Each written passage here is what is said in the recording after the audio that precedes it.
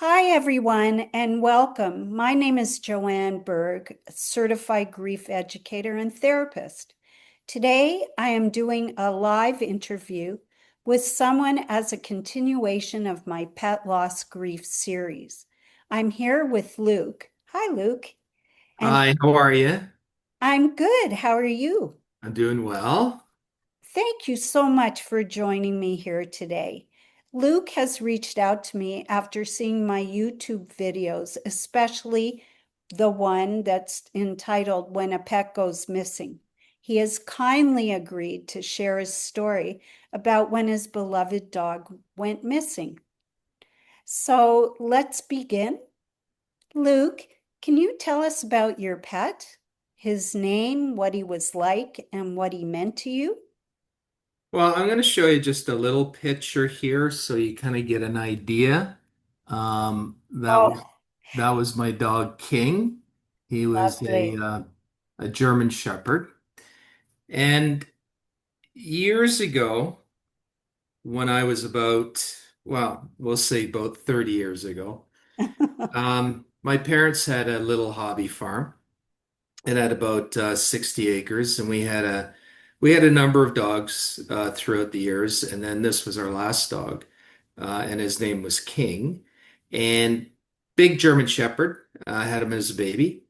Um, Very, very, very close. Even when he was like a baby, he would be sleeping downstairs in the garage, but he would be crying. So I ended up sleeping with him for 3 months in a cot down there because he just Aw. needed the attention. So we're very close. Always he had free reign around the farm. He could run around everywhere, but he knew his parameters, and he was very, very gentle, very kind, very sensitive. And we used to play a lot. Always walk around the farm. If you're cutting the grass or working in the garden or we had cows out there, he'd be always, by your side. But what I did notice is one day there was thunder way off into the distance.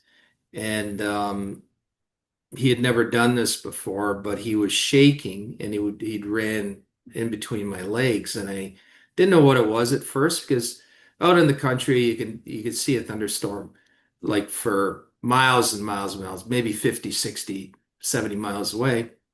And it's sunny at your place, but you could lightly hear the thunder. So I realized he was afraid of thunder and lightning. Um, and at that time, he was like 3 years old, so he was pretty mature at that point. Um, didn't really pay much attention to it over the years. And then one day, I was going to university and, I was home for the weekend. And we had a big dog house for him just off the house, let him out. In the morning, he'd run around, happy, and then went into the garage. And again, nice sunny day. And then I just went upstairs because my mother was making me breakfast, and went up, had breakfast, coffee, came down. Um, I would say maybe 40 minutes later, and he was gone. But that's not unusual because he's out running around on the property. He had a good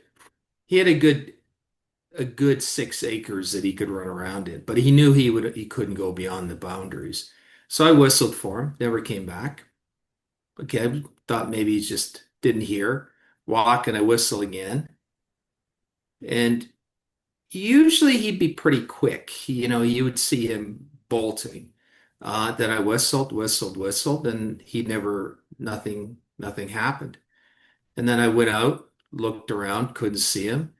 And it's not like you can't see anything. It's kind of like looking over the prairies, spotted woods and everything. But at that point, we're talking about, in the fall when the corn was high in the fields that the farmers were plowing. Whistled, whistled, whistled, but nothing happened. Never came back. And don't know whatever happened to him and searched for weeks. And yeah, it's always been a mystery. And do you ever get activated by certain dates, like the anniversary of his birthday or when he went missing? No, I don't think no, I think it's more continuous. I think it's not any specific date. It's just a moment. So you're watching a movie, somebody has a dog that uh in a movie it may stimulate your mind, your a memory. If you're driving around, sometimes we don't have the hobby farm anymore, but sometimes when I pass it from a distance, that stimulates a memory. And yeah, just now and again, it just really depends on your mood. If you're really active, you don't really think about it, but kind of like when you Okay. sit back and relax, you do. And what are you feeling when this happens? I think it's kind of hard to describe because it's the doubt. It's the unknown. That never goes away. You think it would, but it never does. It sticks with you sometimes like it was actually yesterday. And you're always wondering. I mean, it's been years now, 30 years. I mean, he's long gone, but you don't know if somebody picked him up or maybe a farmer shot him. Or maybe the Wow, brush wolves got him, or maybe somebody picked them up, whatever. It's always that unknown. And sure. yeah, it always sticks with you. And it's the same thing like anything else. It's like when you lose a family member, um, you always do. They always drift into your memory all the time. And regret, but I have a lot of great memories. I mean, the dog is a very loving. Like I say, it's kind of like I heard this quote is like dogs always feel like it looks like they always won a lottery when they see you, right? And Yes, yes. and they make you feel great. And he was a big cuddly dog. I mean, you wrestle with him. And I guess he didn't understand what wrestling was because he kind of like wouldn't react too much. Okay. Uh, But no, it's they're very touchy-feely dogs, and then you always have those memories, and you really, really like them. And I think what you kind of pine for it a little bit, and you wish it would have lasted its normal course instead of a very harsh dead end, I think Yes, is the hard part. Yeah. for sure. And this is grief also. And grief never really goes away about the loss, but you learn how to manage it and it's not there all the time. Is that how you find it? That I think you're right. I think the grief is always there. I don't think it ever goes away. You think sometimes it would get better, but it doesn't. I don't think it does. But I, th- if you get anything out of it, I think I'm more sensitive to people, to their pets. I'm more sensitive to a lot of things. And then I'm more appreciative of things that I have. And I think I've grown to not to not to take it for granted. So enjoy the moment, enjoy everything you have there. Um, I think it puts things a lot in a lot of perspectives because a lot of things are really not worth the time and effort to argue with or like negativity is I try to like you kind of walk away from it because it's not worth it because there are bigger things in life and you never know what's going to happen. Like you don't know tomorrow if he or she or they or it or whatever is not going to be there. So kind of in the back of my mind, I try to almost treat it like this might be the last day, you know. well, you Um, honor him. You honor him in moving on in a positive way. Yeah, And yeah. he's with you, but in a positive way. Yeah, and I've been going through collecting, trying to organize a lot of photos, family photos and everything like this. And now I'm coming across all the photos of the dogs and then him. And then and it's really nice to have the photos. You feel the joy in them and still the regrets in the back of your mind, but I think you kind of appreciate the fact that you've got those memories. And he was around 6 years old, 6, 7 years old. So for a shepherd, you're definitely past the halfway point with him. Sure. And so I had the best of his years, but still would have liked to have the rest, you know. But Sure. Your yeah, perspective is very helpful for other people to listen to. yeah. Definitely. And I'm just wondering, um, you say that sometimes his memory haunts you, or this memory of losing him haunts you. What does that feel like? Again, it's the unknown. Like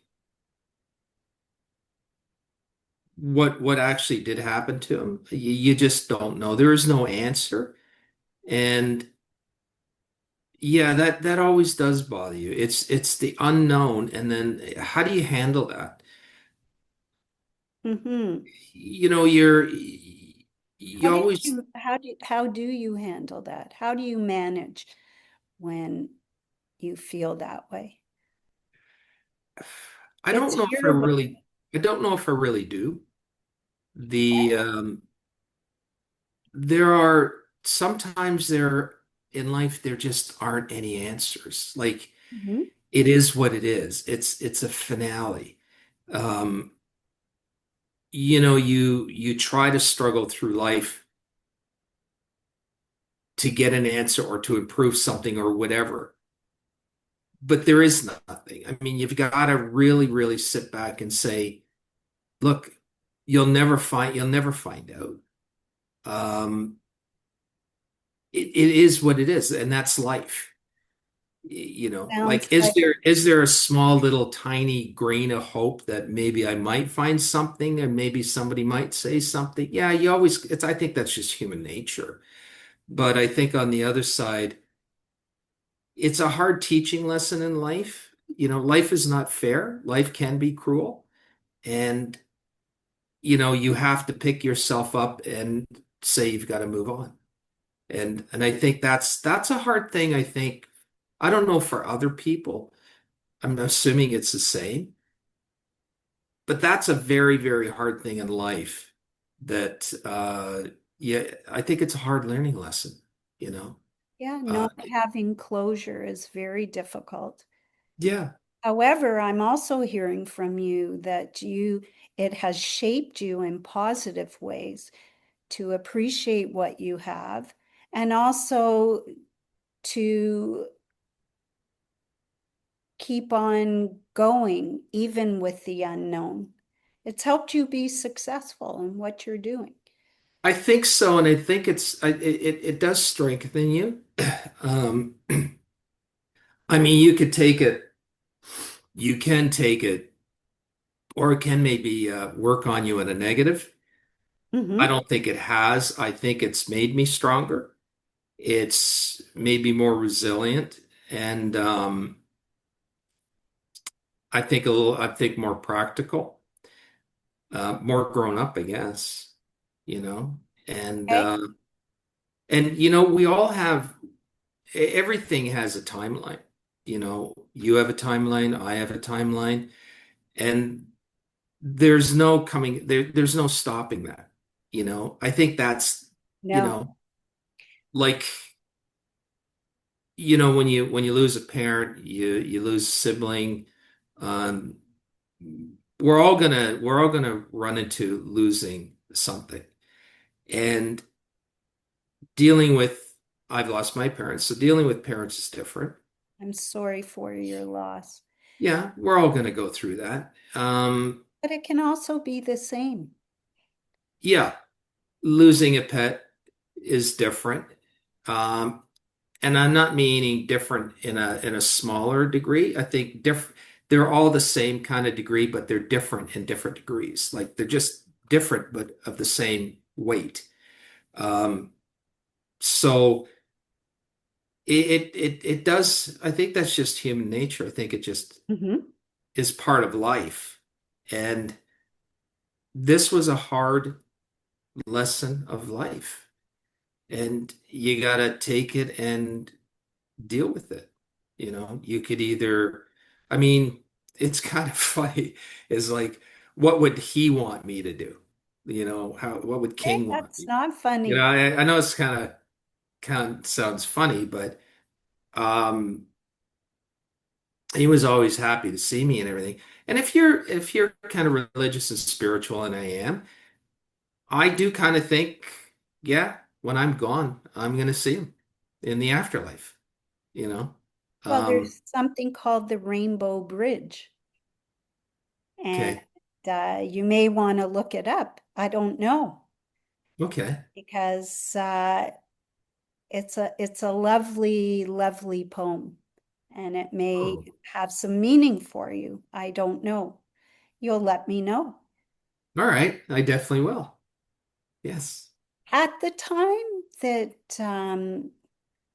your pet went missing, was there anyone that was particularly helpful or supportive of how you felt at the time? It must have been a difficult time for you. Was there someone there to listen? I don't I don't really think so. I think obviously my parents they were concerned, but I think I was so focused. I wasn't really concerned about what other people said. I wasn't really looking for sympathy. It was more kind of like King and I. And Okay. uh yeah, I know. Sounds kind of funny. But no, I was more focused on him and searching and looking for him and trying to find out. I wasn't searching for sympathy from other people. And I don't really remember getting it or not getting it. So Okay. um over the years, when I've talked to people and I have a picture, that picture I showed you is on my phone. So uh that's my wallpaper there. And so I always keep it as a memory sake. And it makes me feel good, because he always made me feel good. So, but I show people if I'm walking around, people have their dogs where I live. There, it's very dog friendly, and I don't have a dog now, but I see a dog, I always show them a picture of my dog, and I said, "This is King," and I said, "Unfortunately, we lost him." And people empathize there. I mean, dog people, you know. Uh, they empathize with the fact, they can relate. And it's a nice conversation piece. And it's not only that, but it's also a way of connecting with dog people. Yes, and getting And it support. is because they understand and they know. And they don't have to say it, but they do empathize. And they really empathize from a dog's owner perspective. And So they get you. They get, yes. So I think that's the only way I can answer your question is that you okay. know people do support you and they can relate. So he's still there with me in a sense because like I say, I show his picture all the time, you know. I think that's a lovely tribute to your dog, Yeah, it actually is. honoring yourself as Yeah. well. Yes. So, some people have someone that impacts their life, and it sounds like King definitely did. Yeah. And your perspective is so helpful. I Oh, think thank you. other people listening will get you and I hope it think you helps. get them. So I think it's great. Um, I hope it does help other people. I don't know what their situation is or whatever, but if they've lost a dog, uh, the way I have, then um, I've actually never talked to a person who's actually lost the dog like I have. I Interesting. mean, they've lost it through death or whatever, Right. but just gone totally missing. I've really never came across anybody that's actually missing a dog. That's interesting. Yeah. So That's maybe that's just rare. I don't know. Yeah. well, it could be. I don't know if it's rare or not, but it seems to be an important issue for other people. Hmm. So, and that's why we're doing this interview, so that people know that for real, it's okay to have different feelings. Yeah. Yeah, One thing I would definitely do is see out in the country, you never really thought about it because he was well trained not to go beyond sure. an imaginary barrier. And he was very well trained, but apparently not as trained as I thought. But I think going forward with the technology that you have today, that a collar with a some kind of a homing device or something. I think Yes, now technology, if I had that, it would have been very easy to find him, you know. So I would highly recommend people to use some kind of a device like that, you know. that's a Um, very good idea. yeah, And yeah, very, very important. if you, I don't know if you notice on Facebook or anything, but people post about missing pets all the time. Oh, And okay. Yeah, yeah. sometimes, as a matter of fact, around the corner from me, um, I saw pictures, people put up posters about and with a picture of their pet. So it's not as rare as you may think. It's just I hear more about cats than dogs. That's for sure. See, in the city, I think it would be a little bit different. Out in the country, it's more dangerous for a dog. In the city, I would think so. they would get picked up. But in the country, no. Yeah. Yeah. What other advice do you have for people? I think that's really the only I think really really appreciate it. I think that's really more common sense. But I think yeah, make sure that your pet is protected. That, with a collar, with a name, contact information. And then with like I said, with the technology they have, you could put in a homing device in the collar. So if your dog does go astray, then you'll be able to locate it through GPS. Um, yeah, I think that's really the the main carryaway that I would uh if I had to do it, I would do that, you know. Thank you for that. Yeah. Well, you're welcome. And thank you for this interview. You've been very insightful and very helpful in how to manage, grief. And that's a difficult thing to do, especially the guilt and everything around a pet going missing. And you seem to have carried it forward in positive ways in your life. I'm recapping, but I hope that I've recapped what you feel. Well, I I want to hope put words in your mouth. yeah, I hope no, I hope it helps other people. And if they're going through the same experience I am, that, you know, maybe they feel like how I do, and I think hopefully it does make them feel better. And even doing this for myself makes me feel better. After all these years. I mean, I'm still talking about it and I still feel it. But like I say, there's a lot of benefits, a lot of positives that I take out of it too. So. So I really appreciate it.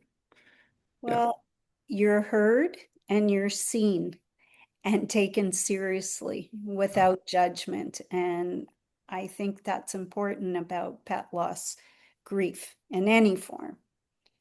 that's great. So I'm glad you feel better. And this has been very helpful.